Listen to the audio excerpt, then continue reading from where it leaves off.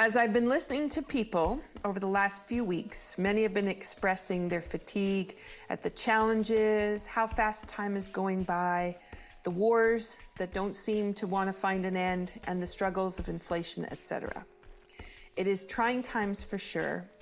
So I wanted to look at how do we navigate past those low areas in the world to find peace, harmony, and joy every day. It was inspiring to know that people were no longer basing their day on the news, but rather they were avidly making connections with friends and neighbors, and then changing habits about listening to what's happening and making things happen instead. How can we be motivated to be different, to achieve different, and to even view differently? Today, Charlene and I are going to talk about inspirations that make us bring the experience of humanity and our planet into our hands and into our hearts. We have an update for you about the Moyo family, and we hope you will grab a cup of tea, maybe even your Mission for Change community tea, so we are all together supporting one another while we're listening. You're listening to Be Well with Michelle Greenwell. This is sponsored by Dance Debut Inc. and the Cape Breton Tea Company. And it's my pleasure to welcome my sister back again. Hi, Charlene. How are you? Good, thanks. How are you? Good, good. It's lovely to know that spring is around the corner. Yes, we're ready for it. Although we've had milder weather again here. We don't have the dump of snow that you had recently. Yeah. But yeah, I'm ready for it anyway. Yeah. I could have been skating on my driveway, which is really remarkable if I skated. To begin the episode, I thought what I would do is pull one of the cards from the new deck. So for those that may have been listening all season, we have a new deck that Tanya Levy and I put together called Harmony Coasters. So there you actually put your tea or your glass of water right on top of the coaster, and then you have all of the energy of the artwork. So I thought today I would start with the root. This is C. And nice. It's blue for those people who are listening on the podcast. So even though I said it's for the note of C and the root chakra, it actually isn't the color red, which is how most people would associate it. It's actually blue.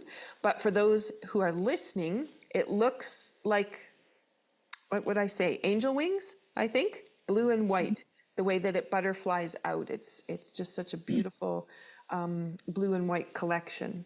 So on the back, it talks about ginger and the power of ginger to strengthen and create power for change.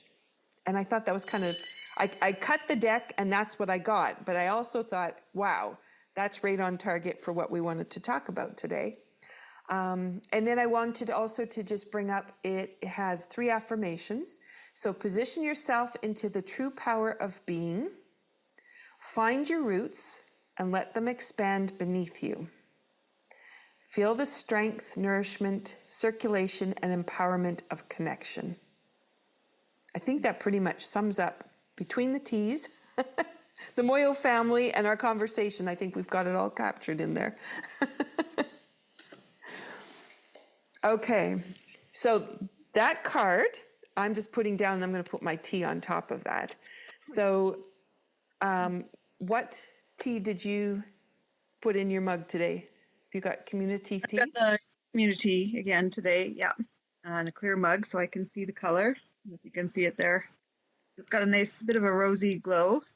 And as always, I could smell the citrus in it. And today it cooled off today. It's only about 3 degrees here. It's been up to about 10 here. Mm-hmm. So it's kind of nice to have a tea again today. So. Mm-hmm. Mm-hmm. And I noticed I'm right now I'm in my PEI mug, so I've got all the Prince Edward Island dirt in it. But I've noticed I've continued to navigate more to the clear colored mugs so I can see the color. Yeah. Mine would be close to yours for color today too. Yeah.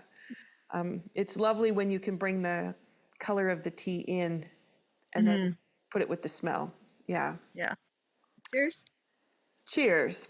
So the tea I have today is a new one. This one goes with the new deck, and it's called Vitality, Island Vitality. Oh, nice. Yeah, it has some similar ingredients to what is in the community tea. And this one, though, I chose it just based on its affirmation. But what I'm going to tell you about is that thought of how we can inspire people by, dropping that pebble into the pond and then just let the ripples come out. That's kind of what this tea feels like when I'm drinking it. And I Oh, know nice. the mission for Change Tea is I really, really feel a sense of community when I drink Mhm. the tea and connection that can happen. And then this one is like the personal empowerment to go back into that community. It's really nice, smooth tea. I like this one.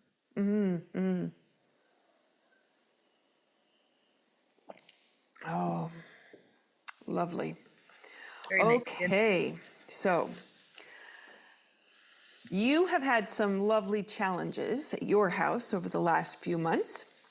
Mhm. And, you know, when it's blizzarding weather outside and you're trying to still get your work done and be in the places you need to be, and you have no running water and, it's just the challenges of everyday things, I wanted to ask you how you get yourself motivated to be able to get through those trying times.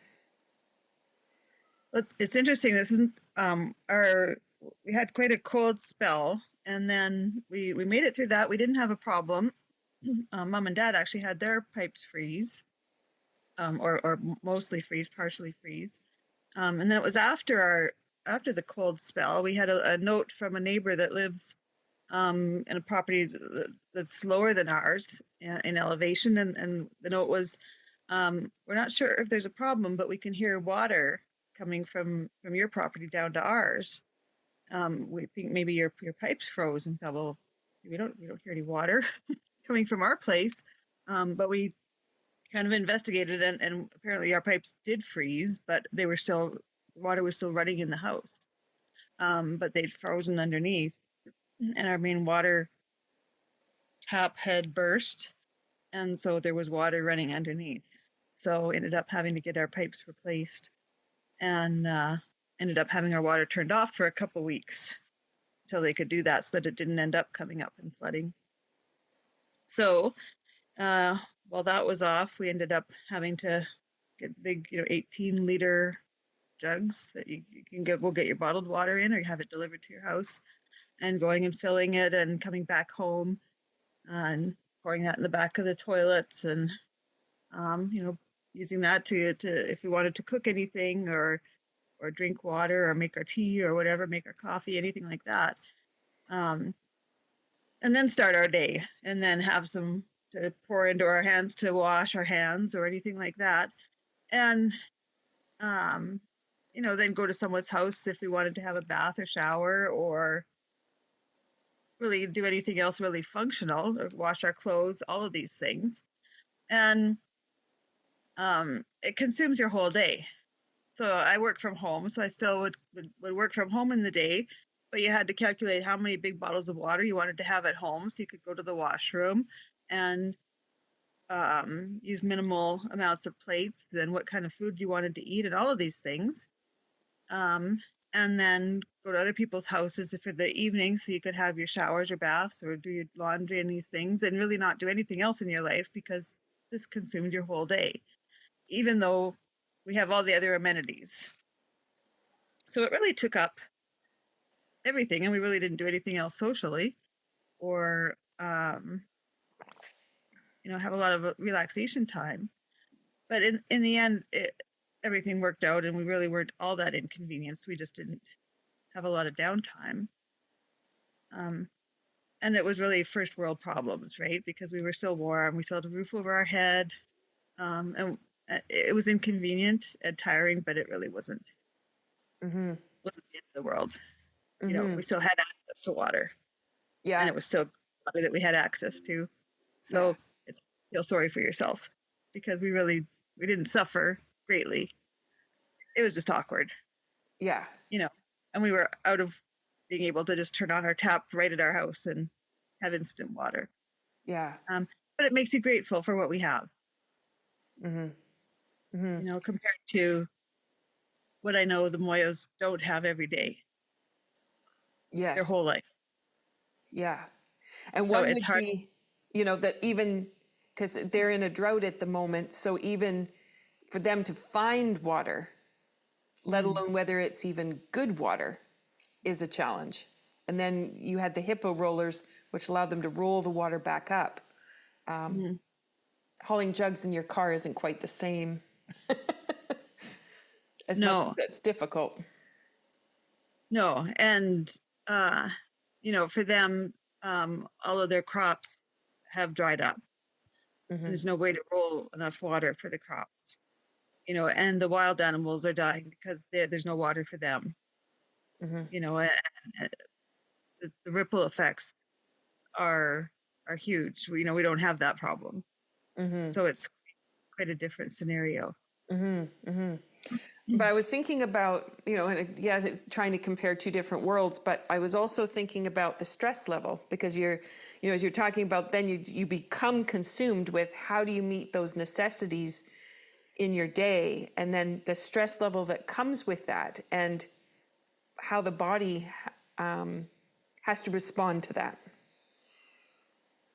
Well, and even for us, I mean, it changed what we would eat and drink because, well, are we really going to cook that, or are we going to go for sort of the convenience foods because we don't really want to make normal meals if we don't have all the water to cook and wash and all of these things. So you kind of go for lazy foods, but that's their everyday circumstance that they have to have enough water to cook and then to wash the dishes and um, uh, do all of their hand washing and cleaning and wiping up and all of these things afterwards. And we were really too lazy to haul enough water to do all those things, Hmm.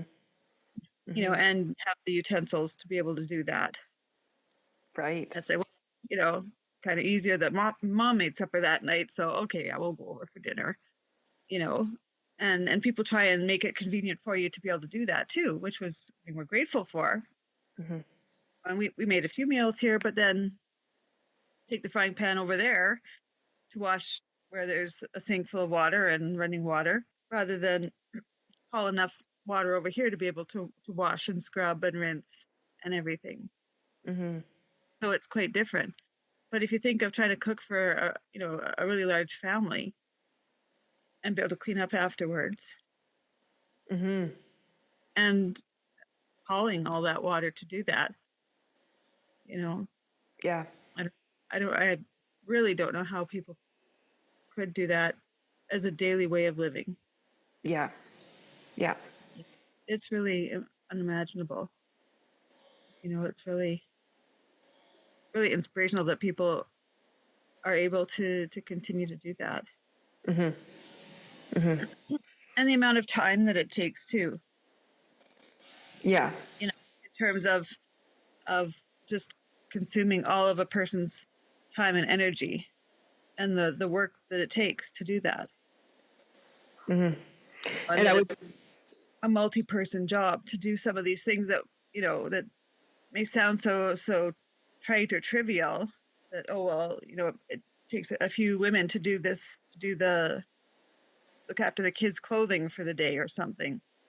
Well, that it's actually quite a significant job between multiple trips for the water, or to scrub things out or something, because there's so much labor involved in doing some of these things, hmm. or to get enough water to to to water a small little group of plants or something to Hmm. try and sustain them. And if you're talking about it in 35 or 40 degrees Celsius weather and multiple kilometers of walking, while you've also got children that you're looking after, just unbelievable. Hmm. Hmm. I I wouldn't survive. I mean, I already told my kids that, this is me, you Yeah. know. Darwinian theory says I would not make it. Yeah. And it's Survival of interesting too when you think about when you said about there's not enough time, and that's what would go through our heads when we have these kinds of luxuries. There's not enough time, and you think, We have all kinds of time. We have so much extra time because of the convenience that we have. But what are we Yeah. actually doing with that time? How much time did we scroll on our phone, or how much time did we binge watch a show that we really didn't need to see? Mhm. But, it was relaxing to be able to lie down. I put my fingers in quotes for those people listening to the podcast.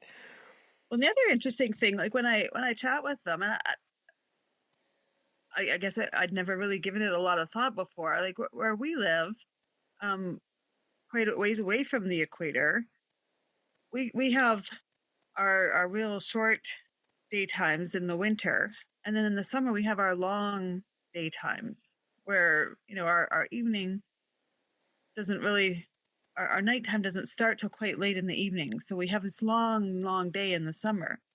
They don't have that great variation. So they don't have that short day in the winter and that long day in the summer. Their daytime variation isn't really big like that.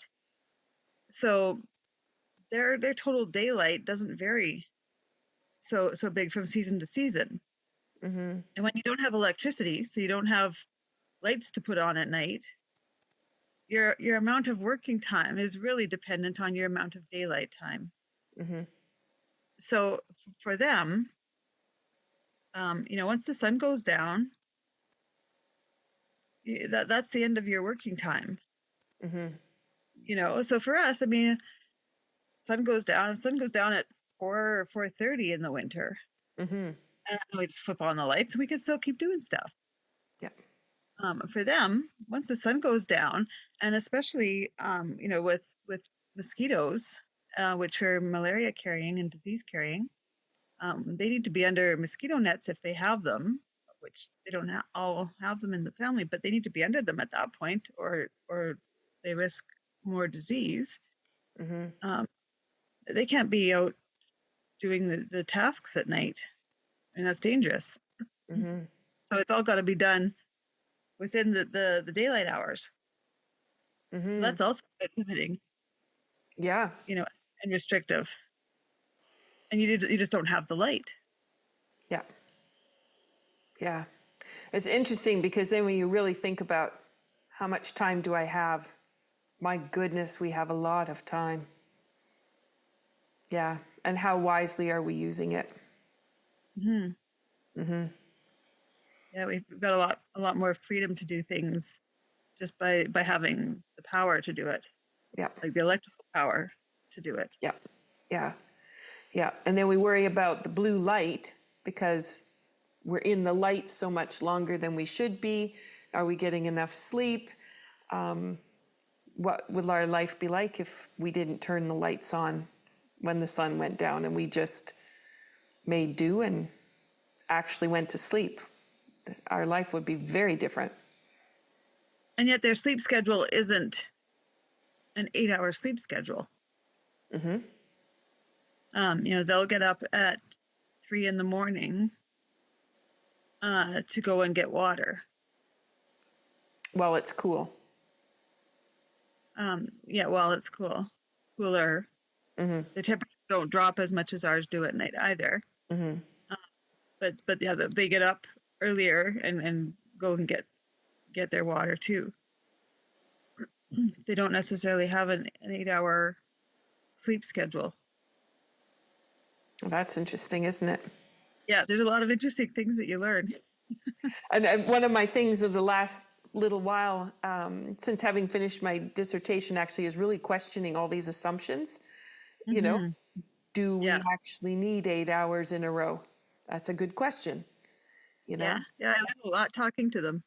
And as our father's been delivering the papers in the middle of the night, and we didn't think that was a good idea for him, yet perhaps it's not the same hardship that we thought it would be, that your sleep is so interrupted, but that he still gets the right amount of sleep across 24 hours. Mm-hmm. That's a lot different. Yeah. Yeah. Interesting. I wanted to ask you too, because I know the work that you do, you're overseeing and participating with people who have a lot of daily challenges to navigating, but in a world that does have lots of privilege and opportunity, although they might not be privy to it. So when you're working with them, I'm curious, as you're supporting them, some of the thoughts that go through your mind, these discrepancies between these lives, and how we can still live on one planet and be that different.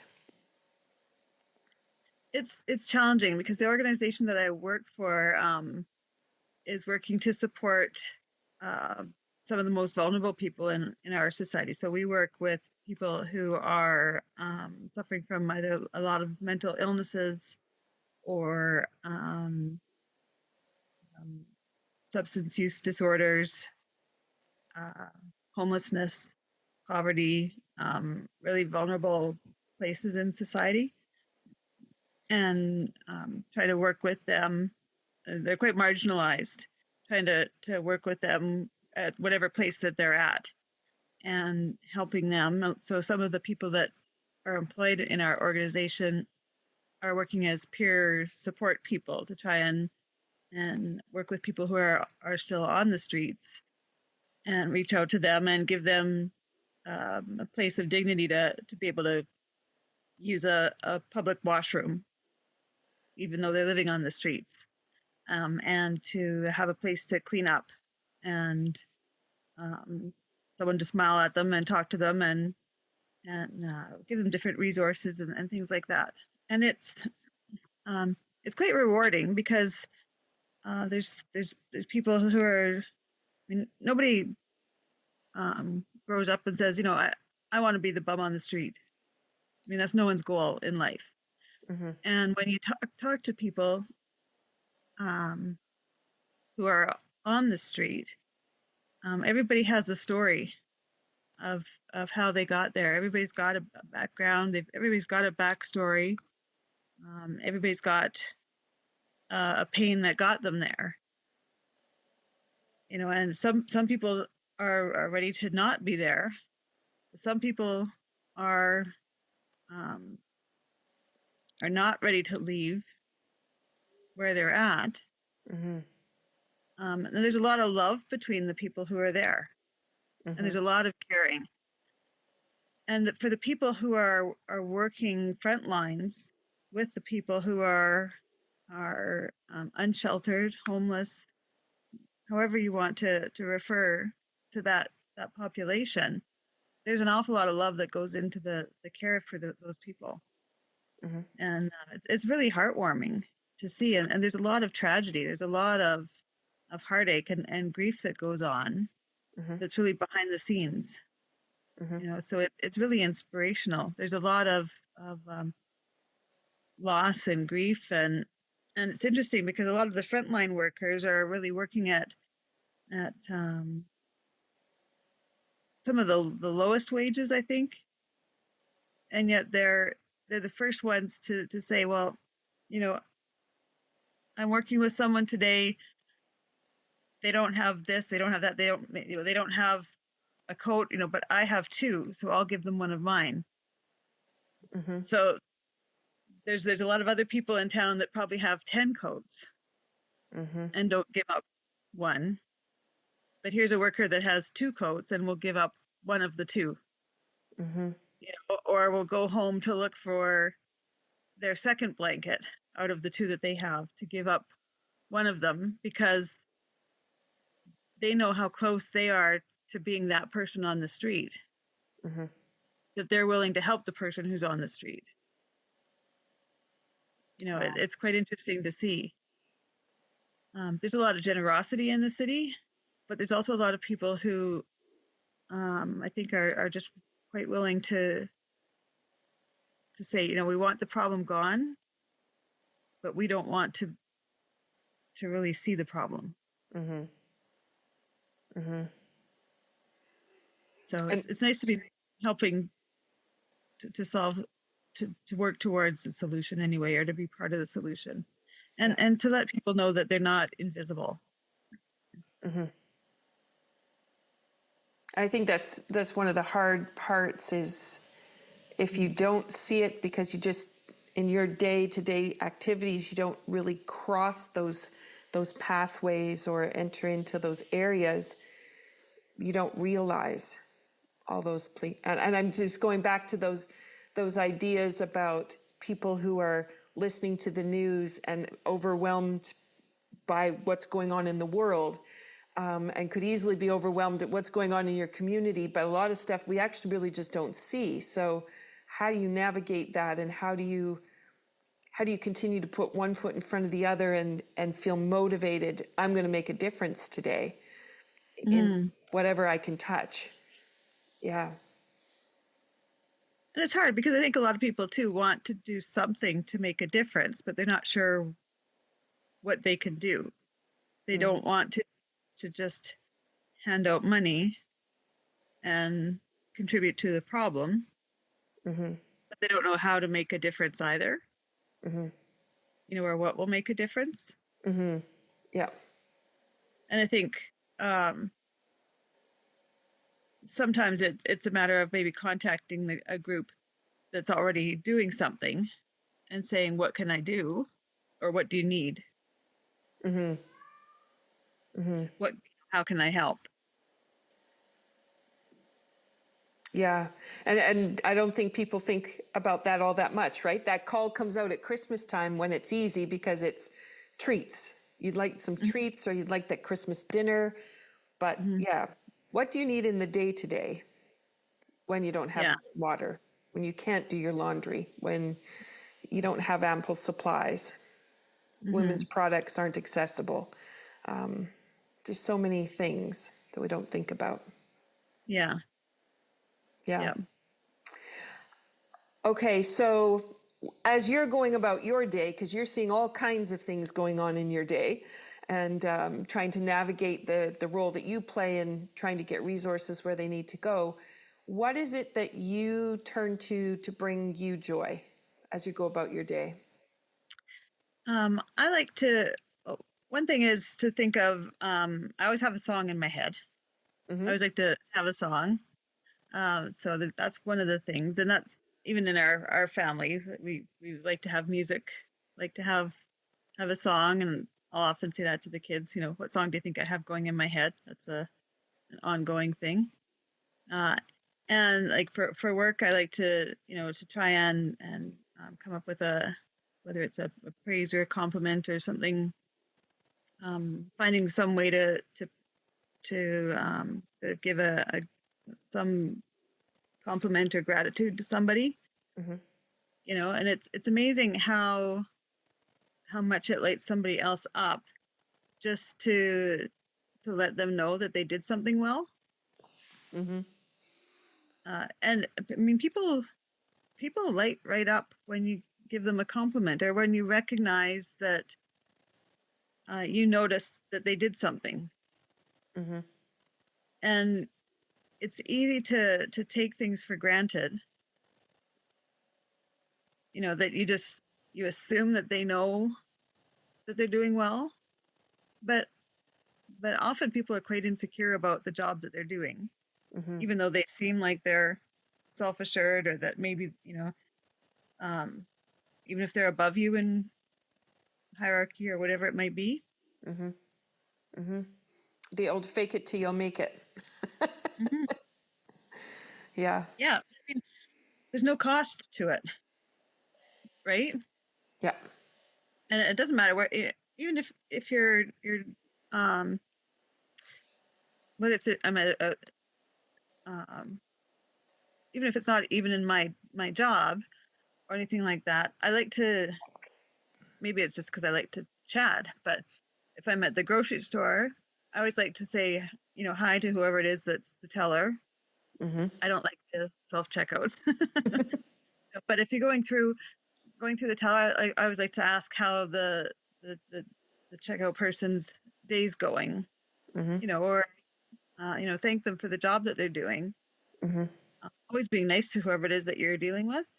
Yep. Can just turn them around. Like if you hear that they've had like a nasty person go through ahead of you, say something nice and start the task off on a positive note. And it's amazing how quickly things can turn around. Lots of times I'll be driving with somebody and they'll tell me how everyone on the road is just like, you know, angry driver that day. And I'll say, well, that's amazing. Like, I haven't had one bad driver around me. You know, like they'll be like, well, everyone's flipping the bird at me. It's like, I haven't had that. Mm-hmm. You know, it's a little bit of what you give off is what you get back. Yep. Yep. So I think there's a lot of that goes on in the world. So I Mm-hmm. think a little bit more do unto others and you get that back to you. Mm-hmm. Well, and how easy it is to take our insecurity and flip it to the other Mm-hmm. person. Yeah. And then reflect it back on us. Yeah. So there's a lot of just, you know, try and reach out and be nice. Mm-hmm. You know, and same thing if you don't know what you're doing, then, you know, admit it and ask for the help or whatever. And it often is the way to get the information that you need anyway. So Yeah. Yeah. that's a lot of the way to deal with things. That's great. And I know too, like you just that smile, just that exchange, and just to remind people that we start healing as soon as we make an exchange with someone else, that we want to make Mhm. a difference. And so just that gesture of making a smile can be enough to change that healing capacity. Because if you aren't doing that smile, you don't make the connection, you lower your eyes, there is no connection going on, and how much potential is just lost by that one choice to do it slightly differently. Yeah. Yeah. Yeah. I find that I do a lot of the staff training too. And I find that um, just offering some little bit of commonality just to do the icebreaker. You know, usually I have everybody come in and everybody's just sort of all head down and everything. But as soon as you engage in everybody in conversation, you've got eye contact, the smile, like you said, and then just something that gets everybody talking. I always ask everybody, are you a dog person or a cat person? And someone will say, oh, neither. I said, oh, well, what are you then? Like what, you know, do you not like animals or what got you there? Just something that gets people talking, Mm-hmm. right? And then everybody comes up with a story. And then all of a sudden it's a conversation and then everybody's talking, then you've got community. As Mm-hmm. soon as you've got the community, then people are cohesive. Now you've got this group that's all chit-chatting. And then once you get into whatever the more serious subject matter is, you've already had this conversation, you're already a group, you've already formed this cohort together. Now you're comfortable to talk about the bigger stuff Mm-hmm. because you've already been friendly, Yeah. right? You've already got a bond, Yeah. and then you can do something together bigger. Yeah. Yeah, So exactly. And that's where yeah. the tea, has just changed things when I put it at the forefront. Before I would, yes, I was a tea drinker, but I drink it at home and it wasn't so public that I was doing that. But then when you start passing it around, and instead of running into my Tai Chi class, eager to lead the class and get things started, and then I started pouring the tea, and then we take our time, and sometimes we're 10 minutes into class, yet that class still manages to get all the things done that it needed to have done. Everybody feels like they really did a good job with their Tai Chi, but we started with this conversation, because sometimes too, you just don't even ask people, how are you? And just to have that acknowledgement, it's been a rough week. Okay, I'm here for you. And when I'm doing Tai Chi tonight, I'm going to send some energy back your direction. Yeah, it's lovely. Yeah. Mm. Beautiful. Okay, so if we go from there to the Moyos, I want to talk about them tonight because, when we started the podcast season 3, we had aspirations for where we were going to go and what was possible. And oh my, life has not been easy for this family. And I really want to draw attention to the fact that we really don't know how people around the world are living and the conditions that they're in. So do you want to share more? Sure. don't know where we left off last time. I probably should have caught myself up. Let's see. There's been a lot of illness. Um, the roof had ripped off. I don't know if we talked about that. The roof had ripped We off did. Yep. home. We got that rebuilt, the roof on the temporary home that they're living in. So the home has some pretty rough walls and things, but we've got the roof back on. So that was quite a hurdle. There's been quite a bit of malaria and other illness run through the family again. So a number of people in the home have been in hospital.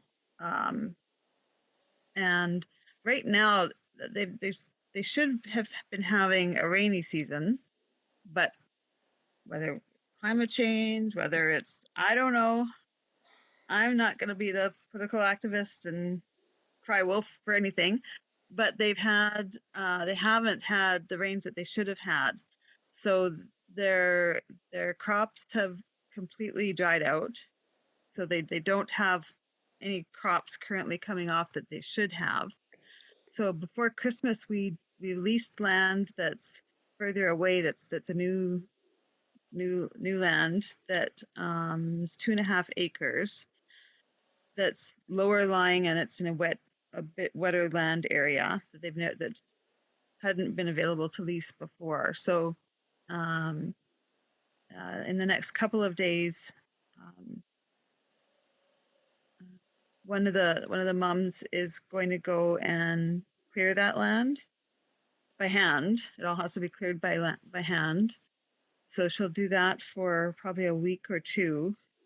So with hand tools, it'll all be cleared, and seed it in hopes that it will grow, I think, rice and sorghum and maize is what she'll plant, all by hand, trying to raise food for the family again for the next several months, for that to be food for the family.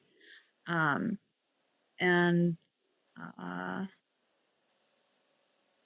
think one or two other family members may travel. It's several, like it's many kilometers away, so it's not something where you can go back and forth. So she'll be there for several months probably, with the baby. So her baby is about a year old. So that's So she's Stella heading off by herself with the baby for two and and a food half acres. Wow. with or without shoes. She doesn't have shoes currently. They'll have to decide between buying the hand tools and the seeds, and the the distance traveled, if there's enough money for her to get a pair of shoes as well.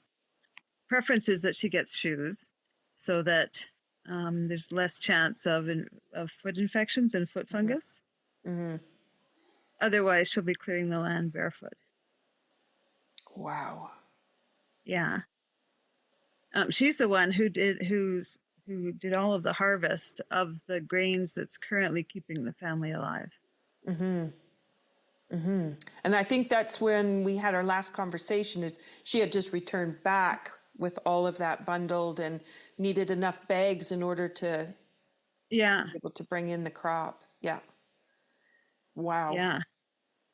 Yeah. So anybody who's listening that's thinking about their couch isn't comfortable enough, or, you know, they have a few inconveniences. I just can't imagine clearing the land before planting the crop. No, and this is while she's breastfeeding. Yeah. Yeah, her baby just turned 1 about a week and a half ago, maybe 2 weeks ago, about February 20, around the 20th, I think, or 18th or 20th was his birthday. The dad, that's their first child. He's got type 2 diabetes. He's been in and out of the hospital. That was just diagnosed last year. He's the only adult male. He just turned 36 last week. He's had malaria really bad, and type 2 diabetes was diagnosed last year, and that's quite uncontrolled there. They don't really have access to regular blood sugar testing. Mm-hmm. He has to go to a hospital quite far away to get that tested, so he can't test it regularly or have any way to control it, really. So he's ended up in like a diabetic coma, with seizures. Just it's just been incredible, and had just a horrible time trying to get that under control. And it's quite very, very dangerous there. Mm-hmm. Uh, they don't have the luxury of having the monitors and the medication that we have here, so it's quite life threatening. Mm-hmm. Mm-hmm. They had thieves break into their area and steal their pigeons that David had captured and had in the bird coop. Yeah. So then David and Chikondi, his cousin, were trying to sleep in the bird coop with the remaining birds, To try keep and them save safe. them. Wow. Uh, just challenge after challenge. Wow. So And they were burglarized twice, not just yeah, once. So yeah. even if they can get enough supplies to support the family, then other people realize they've got supplies, so then they become a threat. hmm Yeah, so some of the women were trying to stay up at night to try and fend off if there's burglars. Yeah, they filed a police report about the burglar, but Yeah. had to approve which pigeon was yours. Right?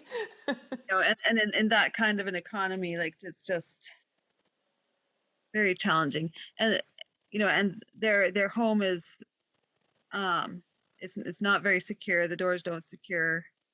Um, it's a real challenge. Yeah. And I mean, there isn't electric lighting. It's pretty difficult. Mm-hmm.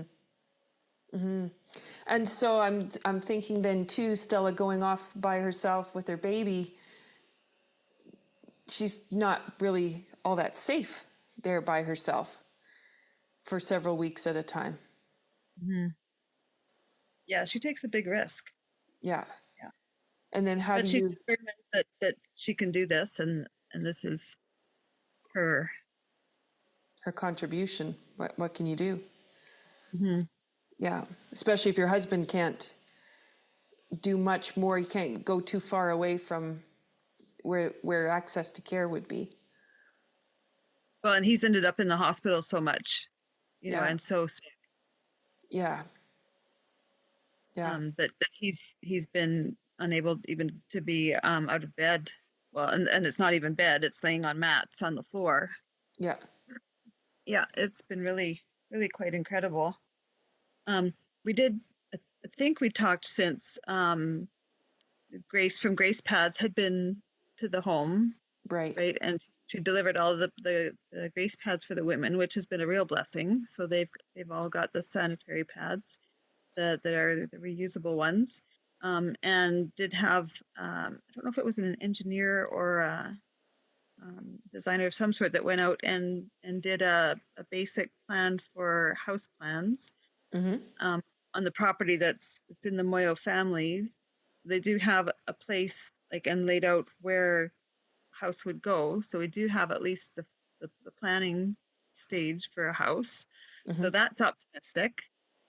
And had talked to some of the women about possibilities for what they could look at for possible business ventures. So I have continued to talk to the women about those possibilities. Of course, all of these illnesses have crept in and complicated issues, Yeah. but we'll be back on to hopefully getting them healthier again, Mm-hmm. and trying to get them back on track for that. The kids have still been in school, other than when they've been ill. Mm-hmm. But for them, they, you know, unless they're sent home because they're sick, they, unlike kids here who are looking for a snow day or some reason to not be in school, Yep. the kids there don't want to miss school. Mm-hmm. They're wanting to be in school. They only are looking for prayers from everyone here, prayers for rain. Mm-hmm. Their crops will grow, and they just want to learn and to grow, and for hope for the future. Mm-hmm. Mm-hmm. Wow. Amazing. Hmm.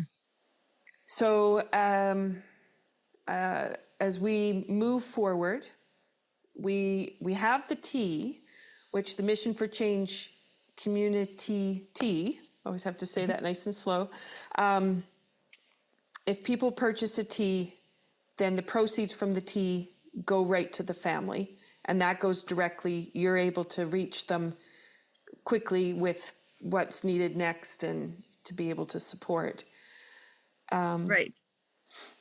So Yeah. the this tea helped to re-roof the house. It helped towards that, and towards the seeds that are going out to the faraway garden that's going to help to feed the family now.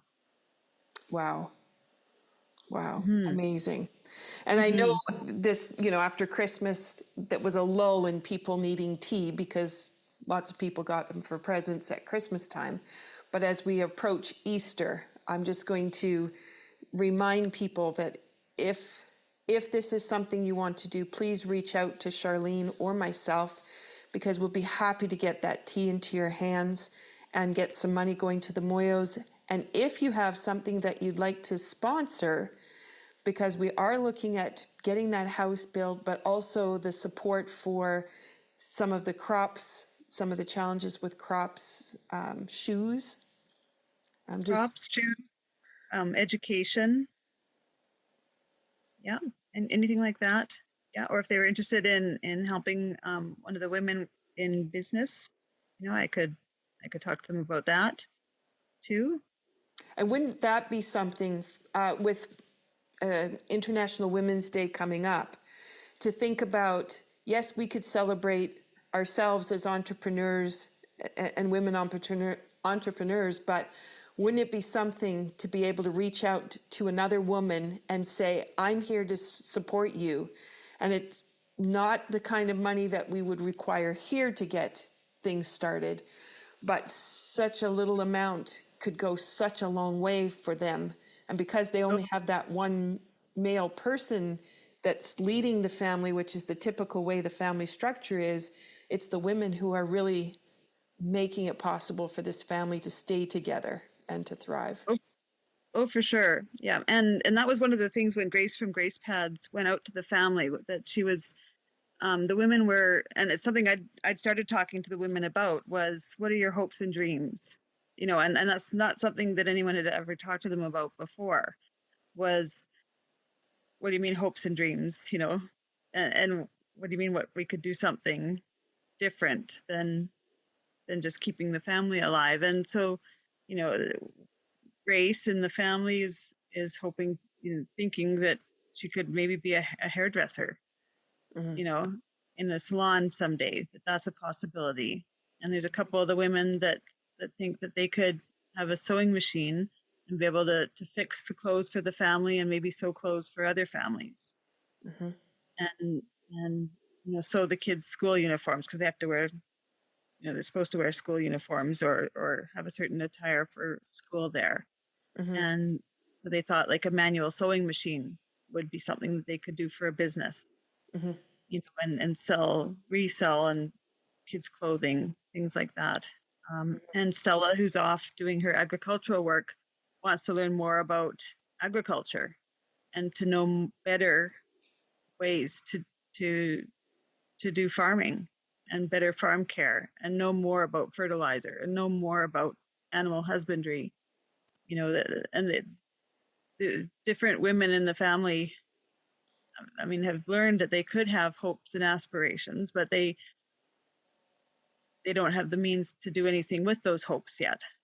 Yeah, But the seeds have been planted that it's it's it's possible. possible. Women in the world do that, and that's something that Stephen and Marie and I talked about when we first met, was that education is important for women, and that there is hope. And Maria, the mom that I first met too, and she's educated. That's how Stephen and her met, was through school, and through church and school, and that's something that we talked about, was that it was important that the kids stayed in school and learned. And so that's part of it, is that there's places that they can go and do things and learn, and that would be really, really amazing for them. Have a way to support themselves and to better their families again in the future. Yeah. You know, and part of me being connected with them is to give them hope too, that there is a bigger world out here, and that there's more for them to see and do as well. Yeah. Yeah. Yeah. So yeah, it's amazing that the tea gives that opportunity, or that hope for them too. Yes. Yeah. And then, as we've talked about, and I know we've done it in previous episodes, thinking about how that tea creates a community by the people that you choose to share it with. So I have a colleague that she's forever passing out samples of tea at work, because she said, well, that person did something really nice for me today, so I wanted to do something nice back. So I gave them another sample of tea of whatever piece. And just to be able to put the teapot on and then say, let's have a cup of tea now, let's start the meeting, as you were talking about. Or you go to a new group of people and you say, I just want to get to know you a little bit. Let's put the tea on before you start. It just changes everything. And I don't think people are thinking so much about that. You know, it's like, well, I'll just pick up my cup of coffee at Tim Hortons or Starbucks, and then I'll carry on with what I'm doing. But that's an isolated individual activity, and it doesn't have that same enrichment, I guess. I mean, yes, you can smell it and it's great to taste, but you didn't make a connection with other people in that process. It's really a community-driven kind of activity. Yeah. We have a grief circle this Thursday for work. There was a participant that we lost, that we're going to have a debriefing, that I thought I'll take the tea in for that. It's a healing meeting. Yeah. Help everybody kind of get through and get past some of the trauma of working through some of the stuff. So count for that and have it be part of the healing circle. That's wonderful. And that's, you know, I've listened to a lot of podcasts about herbs and the healing component of each herb and what each herb can do, which they're extremely powerful. And when you connect with the herb, there's just so much that can happen. And the combinations of herbs that have been put into the teas are very specific to create certain results. And that's different from this herb is good for this herb is good for that. And that opportunity that this tea has for bringing community together. In the Cape Breton Tea Company, we don't have another one that is just for community building, which is really interesting to say about tea, because when I started drinking tea, I was back at, I really like lemon and ginger, you know. Green tea is nice, and oh, rooibos, what is that, you know? So it's been really interesting to see the evolution of what's possible with a cup of tea. Yeah. Wow. Okay, so if anybody's listening and thinks that Stella should have some shoes on her feet to go out to that field, I would invite you, please reach out and share. And you can go to Stephen Moyo's Mission for Change GoFundMe, and that would be one way that you could reach out. Otherwise, you can find Charlene Waynes on Facebook. And you can always reach out to me at thecapebretontea.ca, because I'll be happy to pass the message forward. But if you're thinking, as you're listening, there's something you could do, just making one small gesture, it could mean such a difference to this family, but also a difference to you and likely your own family. And I guess just that wonderful feeling that comes back that my gesture made a difference for somebody else. So, yeah. Anything you'd like to add before we finish today? No, I think that's everything. Yeah. Yeah, Anything is appreciated. Yeah. yeah. And whether you're making a change for this family or you're making a change closer to home, it all it helps other people, and when you do that, you feel better yourself. So Mm-hmm. Mm-hmm. any change is a good change. Mm-hmm. Mm-hmm. And we've had a new event here at our hall, which is called Toast and Tea. And it's been a way to fundraise for new chairs and tables. And our little hall hasn't seen a lot of community involvement. It has a jam session every second Saturday, but if you're not really involved in the jam session, you weren't really doing too much. But my Mm. goodness, it was overloaded today, and it was people All right coming on. from everywhere. And everything was locally purchased for the foods that are being served to go with the toast, and the tea was on tap, and it's just heartwarming, and nobody wants to leave. Everybody gets in there, and they all have busy schedules, but they start talking to the neighbors, and then they trade tables and sit with some other neighbors, and it's just a really delightful experience. So, On. and that's one of our community members saying we need to do something different. I'm going to make a toast and tea. Nice. It wasn't me. That goes to somebody else. But anyway, it's wonderful.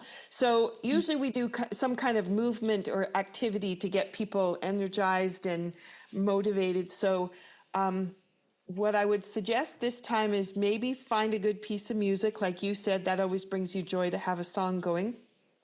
Do a little dance, and then think about what outreach piece you might want to do for whatever, Mm. whether that's in your community, maybe it's in the family, or maybe you decide you want to reach out to the Moyos and you want to participate there too. And so I would say take a step forward, but do it with a dance.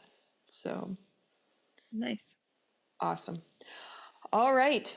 Well, we are coming to the close of season 3. So we're going to have one more opportunity for Charlene and I to do a follow-up before we close this season off. And then we'll come back with some new ideas for season 4. It has been a wonderful opportunity. Again, Charlene, I so appreciate how you dig and ask questions, how you learn about people, and you find out what it is you can do to make somebody's life different. I so appreciate that about you. So thank you so much for sharing that on the podcast and with all of the listeners. Oh, I love being here. Thanks so much. All Awesome. right. Thank you. We wish you well. And as you go about your day, take the time and the courage to face your own transformation for well-being, and take care. Be well. Cheers. Bye bye.